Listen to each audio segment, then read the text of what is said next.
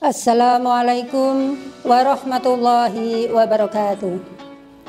Innal hamdalillah nahmaduhu wa nasta'inuhu wa nastaghfiruh wa na'udzu billahi min shururi anfusina wa min sayyiati a'malina wa may yahdihillahu fala mudhillalah wa may yudlil fala hadiyalah.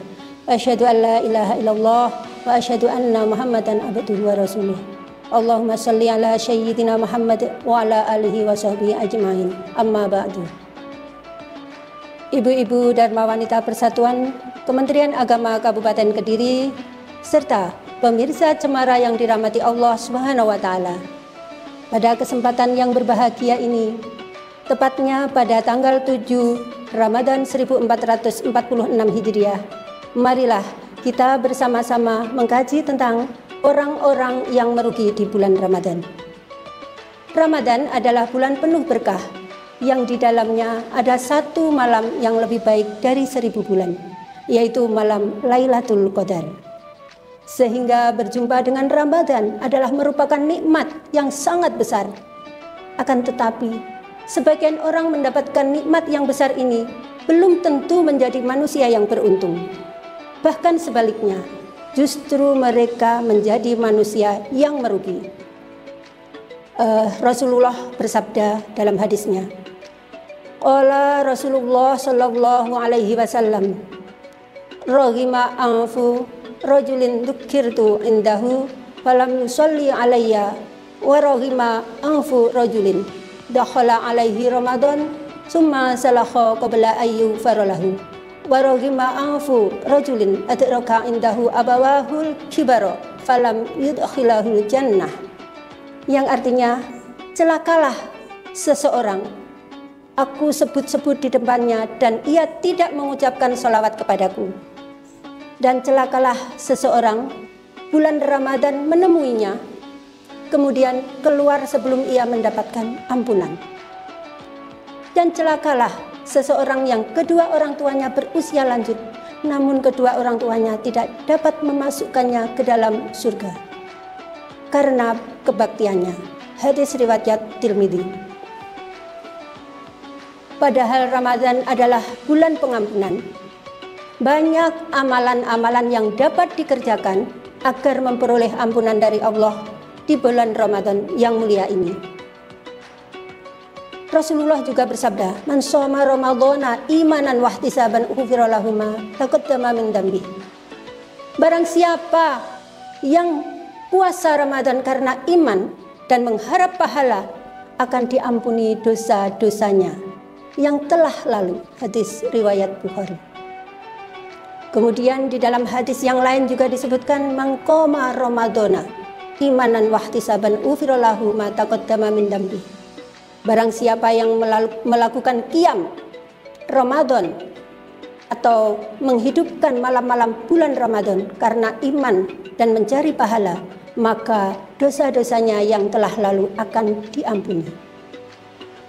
Pemirsa Cemara yang dirahmati oleh Allah Subhanahu wa taala, begitu juga pada sholat malam. Wa man qama lailatal qadri imanan wahtisaban ghufira lahu ma taqaddama min dzambi. Barang siapa yang menghidupkan Lailatul Qadar dengan penuh iman dan muhasabah, dosanya yang telah lalu juga akan diampuni. Sayang seribu sayang, dari sekian banyak amalan-amalan yang menjamin pengampunan dosa, hanya berlalu begitu saja bagi orang-orang yang merugi. Lalu, siapakah orang-orang yang merugi itu? Ada beberapa golongan orang yang merugi di bulan Ramadan. Yang pertama adalah orang yang hanya mendapatkan rasa lapar dan haus. Golongan orang yang merugi di bulan Ramadan yang pertama ini adalah mereka orang yang berpuasa, tapi tidak mendapatkan kebaikan atau pahala apapun kecuali lapar dan dahaga. Di dalam hadisnya Rasulullah bersabda, kam min shaimin laisa lahu min siyamihi illal ju' wal 'atas. Orang yang hanya mendapat lapar dan dahaga di bulan Ramadan adalah mereka yang tetap melakukan hal maksiat dan hal-hal yang mengharamkan, meskipun dia tahu itu adalah perbuatan yang buruk. dan dirinya juga sedang berpuasa. Misalnya saja, kita berpuasa namun tidak melakukan sholat 5 waktu. Maka puasa itu tidak lain hanya mendapat pahala lapar dan dahaga. Hadirin pemirsa Cemara yang dirahmati Allah. Kemudian yang kedua adalah orang yang merugi selanjutnya, yaitu orang yang berpuasa namun masih giat untuk membicarakan orang lain tanpa sepengetahuannya atau biasa disebut dengan ghibah. Dalam sebuah hadis yang diriwayatkan oleh Ahmad diceritakan seperti ini. Ada 2 orang wanita sedang berpuasa pada zaman Rasul. Mereka kehausan, hampir saja mati. Beberapa orang melaporkan kejadian itu kepada Rasulullah. Akhirnya Rasulullah memanggil kedua wanita itu dan menyuruh mereka untuk muntah. Nah, ternyata bersama muntah itu ada darah, nanah, dan daging mentah. Saat itu Rasulullah bersabda, 2 wanita ini berpuasa dari hal-hal yang dihalalkan Allah dan berbuka dengan hal-hal yang diharamkan oleh Allah. Mereka duduk berdua dan memakan daging manusia. Yang maksudnya seperti ini para pemirsa. Kedua wanita tadi berpuasa dari makan dan minum, tetapi tidak berpuasa dari ghibah, gosip, dan menggunjing orang lain.